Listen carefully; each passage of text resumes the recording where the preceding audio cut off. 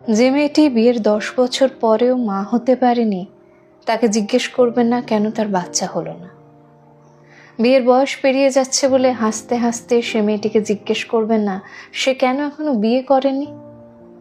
বাপের বাড়িতে যে মেয়েটি বেশ কয়েকদিন ধরে থাকছে, বাপের বাড়ি কেন এতদিন পড়ে আছে এমন অবান্তর প্রশ্ন করে তাকে বিব্রত করবেন না। এতদূর পড়াশোনা করে কেন এখনো চাকরি পেল না এমন প্রশ্ন করে তাকে ঘরবন্দি করে দেবেন না। ডিভোর্স হয়ে বাপের বাড়িতে ফিরে আসা মেয়েটিকে বাঁকা চোখে দেখে তারপর আহা বলে সান্ত্বনা দিয়ে জিজ্ঞেস করবেন না কেন তার ডিভোর্সটা হলো। কোনো সামাজিক অনুষ্ঠানে গিয়ে পান চিবোতে চিবোতে ওই বেকার ছেলেটিকে দেখে কথা বলার আগ্রহ দেখিয়ে বলবেন না এখনো পর্যন্ত কিছু একটা পেলি না।